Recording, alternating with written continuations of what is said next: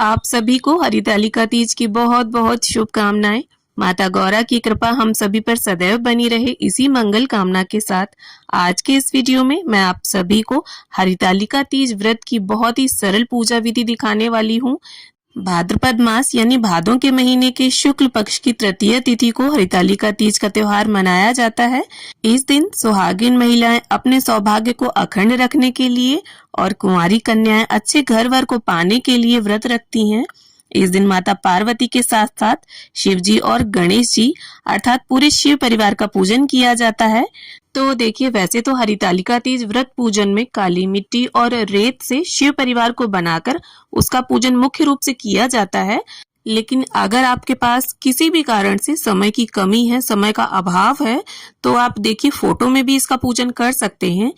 तो यहाँ पर देखिए, पूजा के लिए हमने चौकी लगा ली है। चौकी के ऊपर लाल और पीले रंग का वस्त्र बिछा लिया है और अच्छे प्रकार से आप 16 श्रृंगार कर लें, क्योंकि मेनली ये पूजन सुहाग के लिए किया जाता है।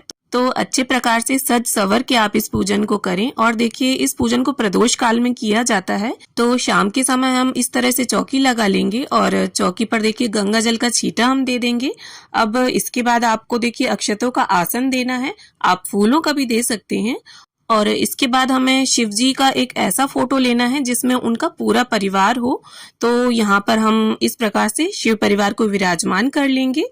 अब इसके बाद हमने यहाँ पर 2 केले के पत्ते लिए हैं और इन्हें इस तरह से हम देखिए चौकी पर लगा लेंगे। तो या तो आप 5 फूलों की लड़ियों से फुलेरा बना लें या केले के पत्ते भी लगा सकते हैं। तो फुलेरा बनाकर और पार्थिव शिव परिवार का पूजन किस तरह से किया जाता है उसकी वीडियो भी मेरे चैनल पर है, लिंक मैं आप सबको डिस्क्रिप्शन में दे दूंगी। इसके बाद देखिए चौकी पर हमें थोड़े से अक्षत डालने हैं और यहाँ पर अष्टदल कमल की आकृति बना लेंगे हम और कलश स्थापना करेंगे।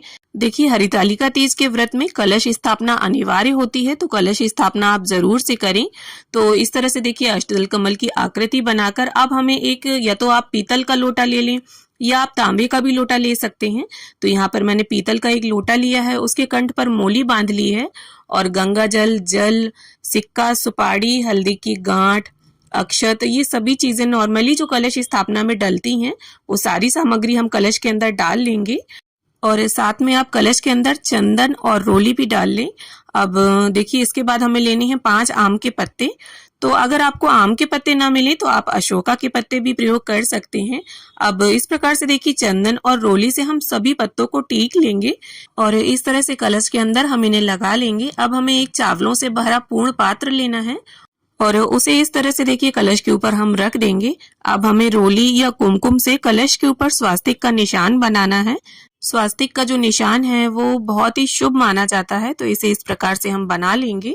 अब देखिए, यहाँ पर कलश स्थापना हमारी हो गई है और शिव परिवार को भी हमने विराजमान कर दिया है, मतलब पूरी चौकी हमारी लग गई है।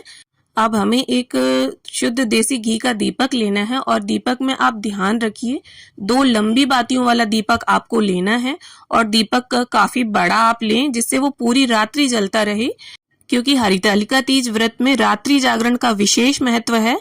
तो अगर आप किसी कारण से पूरी रात ना जाग पाएं तो आपकी जगह पर ये दीपक प्रज्वलित बने रहना चाहिए।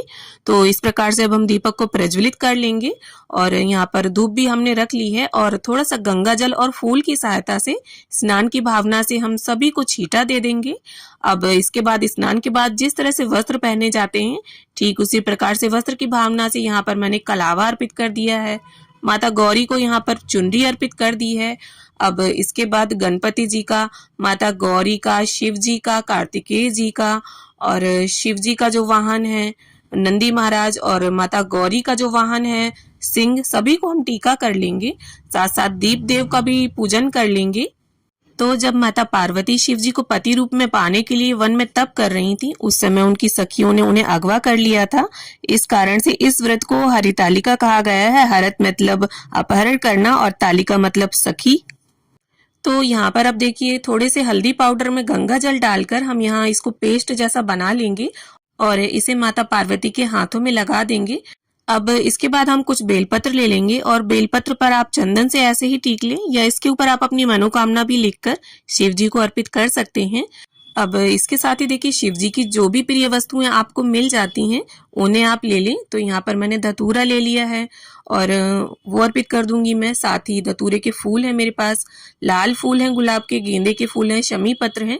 तो ये सभी चीजें हम इस प्रकार से माता गौरी को, गणपति जी को, शिव जी को, कार्तिकेय जी को, सभी को अर्पित कर देंगे।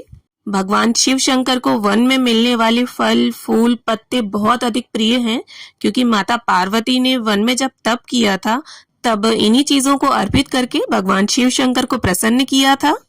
तो हरितालिका तीज व्रत में 3 की संख्या का बहुत अधिक महत्व है। तो किसी भी तरह के 3 प्रकार के फल आप अर्पित कर सकते हैं, या कोई भी एक फल 3 की संख्या में भी आप अर्पित कर सकते हैं। तो यहाँ पर मैंने खीरा, नाशपाती और नारियल का फल अर्पित किया है।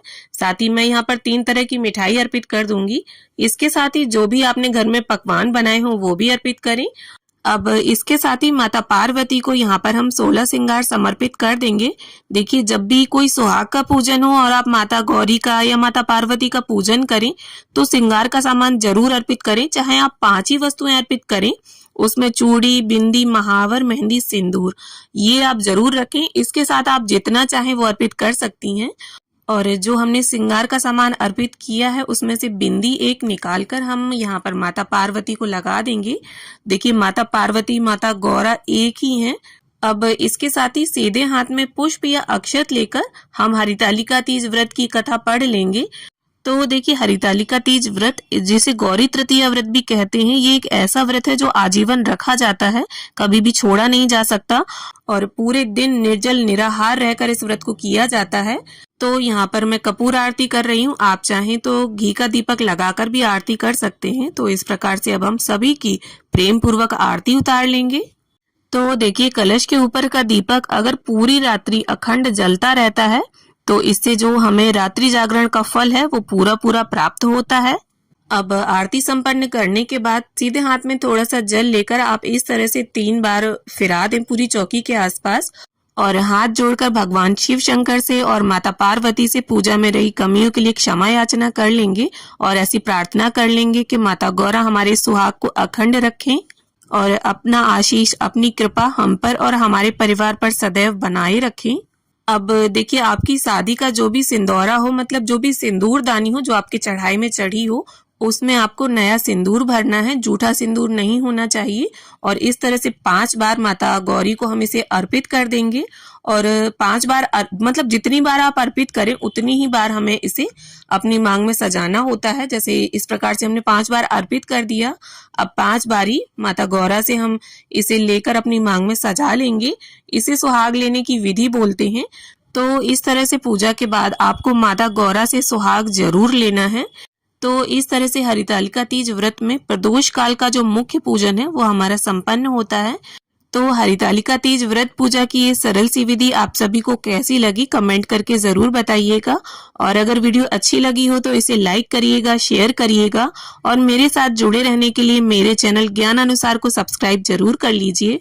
तो मिलती हूँ आप सभी से एक नए वीडियो के साथ। तब तक के लिए ओम नमः शिवाय। जय हो माता पार्वती की।